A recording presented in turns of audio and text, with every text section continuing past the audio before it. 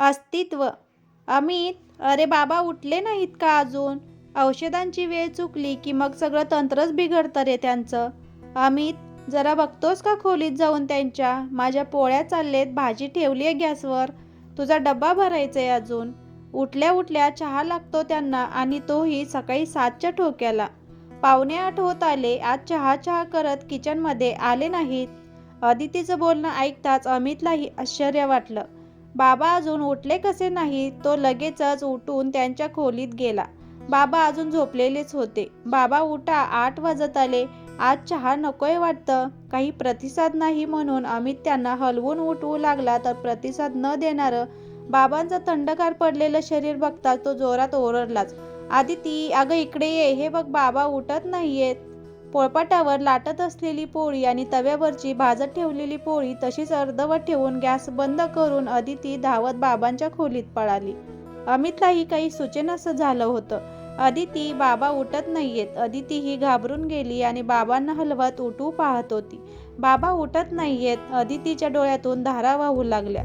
स्वतःला सावरत ती अमितला म्हणाली, अरे औषधांमुळे गाढ झोप लागली असेल, थांब मी डॉक्टरांना फोन करते.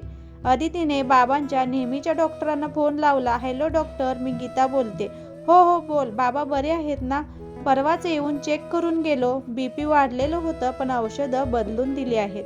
अदिती, डॉक्टर, बाबा उठत नाहीयेत. बहुतेक तुम्ही याल का घरी लगेच?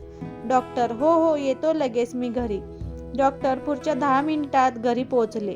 अमितच्या पाठीवर थोपटत म्हणाले, पहाटेच गेलेत ते. बीपी शूट झालं असावं. मी डेथ सर्टिफिकेट लिहून देतो. डॉक्टरांचं बोलणं ऐकून अदिती ढसाढसा रडू लागली.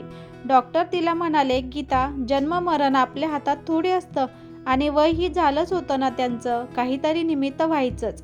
अमितकडे पाहत ते म्हणाले, मी तर म्हणेन ते सुटले बरं झालं, नाहीतर अल्झायमर सारख्या आजारात पुढे खूप त्रास सहन करावा लागतो पेशंट आणि त्यांच्या नातेवाईकांना देखील. डेथ सर्टिफिकेटवर त्यांचं नाव काही लिहायचं? मी त्यांना तपासायला यायचो तेव्हा तुमचं ऐकून ऐकून बाबाच म्हणायचो नेहमी.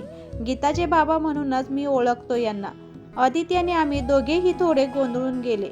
अदिती त्यांना म्हणाली, डॉक्टर, माझं नाव गीता नाहीये, माझं नाव आदिती. गेल्या 10 वर्षांपासून मी गीता झाले होते बाबांची. डॉक्टर, म्हणजे? डॉक्टर, 10 वर्षांपूर्वीची गोष्ट आहे. मी मंडईत भाजी आणायला गेले होते. भाजी घेऊन बाहेर पडले आणि रिक्षाला हात करत उभे होते.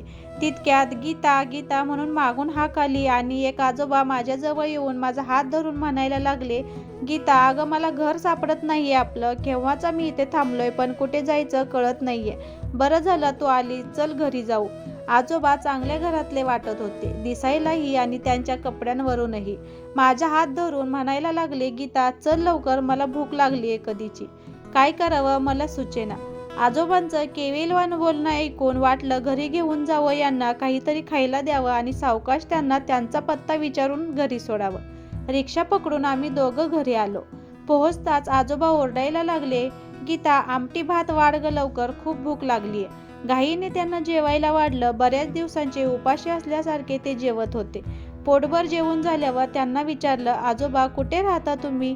आठवतंय का? मी सोडते तुम्हाला तुमच्या घरी. त्यावर त्यांचं उत्तर, गीता, हेच तर घर आहे ना आपलं. मला काही सुचत नव्हतं. आजोबा जेवण झाल्यावर बाहेर सोफ्यावर झोपून गेले. संध्याकाळी अमित घरी आला तेव्हा त्याला हा प्रकार सांगितला. तेव्हा तो म्हणाला, आपण शोध घेऊ त्यांचा, घराचा पत्ता आणि नातेवाईकांचा. बातम्यांमध्ये, पेपरमध्ये कोणती मिसिंग कंप्लेंट आहे का 2-3 दिवस चेक करत होतो. पोलीस चौकीत कळवलं. पोलिसांचं म्हणणं पडलं, काही शोध लागला तर कळवू, तोपर्यंत तुमच्याकडे राहू दे त्यांना.